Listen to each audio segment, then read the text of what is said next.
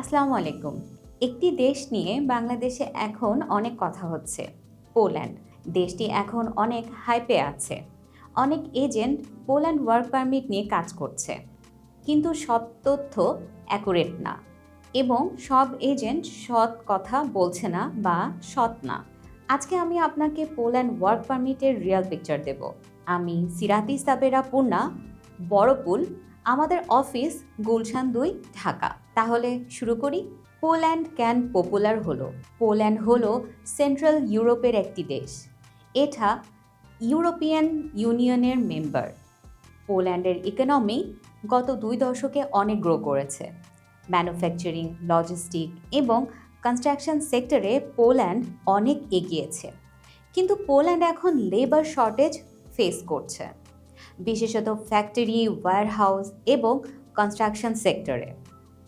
এই কারণে পোল্যান্ড বাইরে থেকে ওয়ার্কার্স নিচ্ছে এবং এখানেই সুযোগ। পোল্যান্ড ওয়ার্ক পারমিট কিভাবে কাজ করে?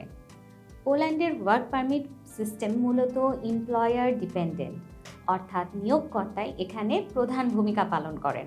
কিছু স্টেপস আছে, যেমন step 1, employer work permit apply করে।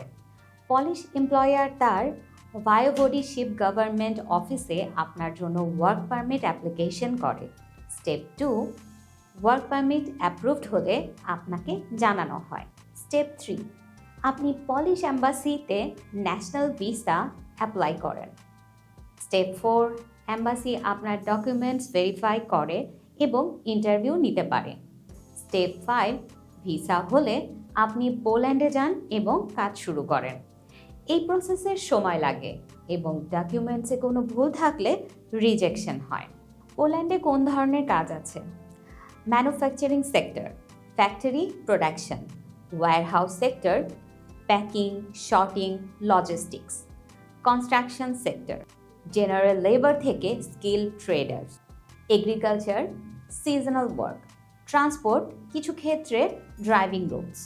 এই কাজগুলো ফিজিক্যালি ডিমান্ডিং। পোল্যান্ডে কাজ করা মানে হার্ডওয়ার্ক করতে হবে, আর এটা অবশ্যই মাথায় রাখতে হবে। পোল্যান্ডের স্যালারি। পোল্যান্ডে স্যালারি জার্মানি বা ওয়েস্টার্ন ইউরোপের মতো না। পোল্যান্ডের কস্ট অফ লিভিং তুলনামূলক কম, স্যালারিও সেই অনুযায়ী।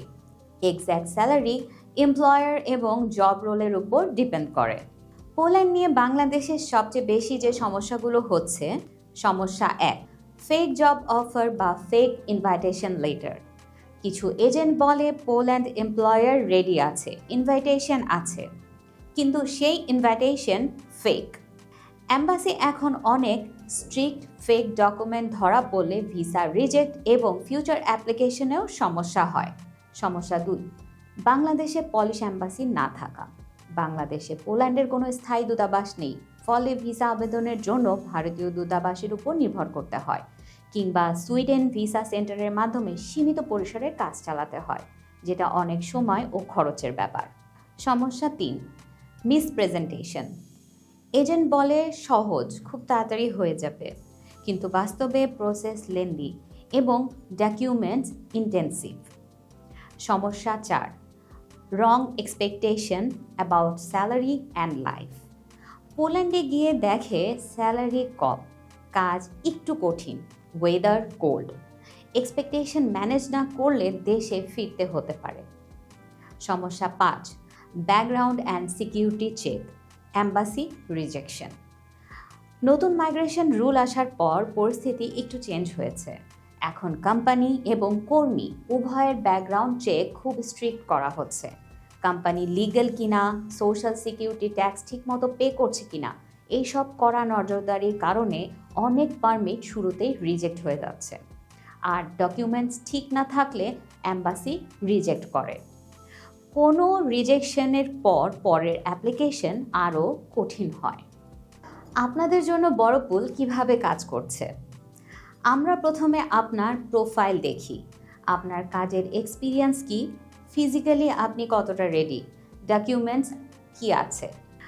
আমরা আপনাকে পোল্যান্ডের রিয়ালিস্টিক পিকচার দিই।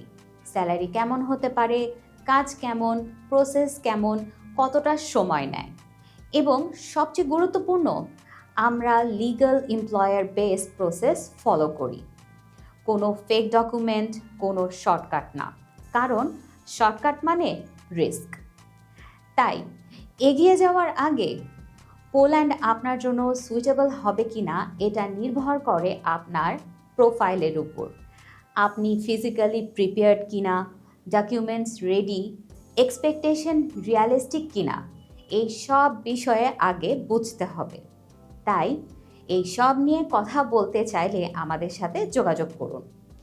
কল অথবা হোয়াটসঅ্যাপ করুন 01711651519 এই নাম্বারে, or visit our office, Boropul, Gulshan 2, Dhaka. আমি সিরাতি সাবেরা পূর্ণা। সঠিক তথ্য নিন আর সিদ্ধান্ত সঠিকভাবে নিন। ধন্যবাদ।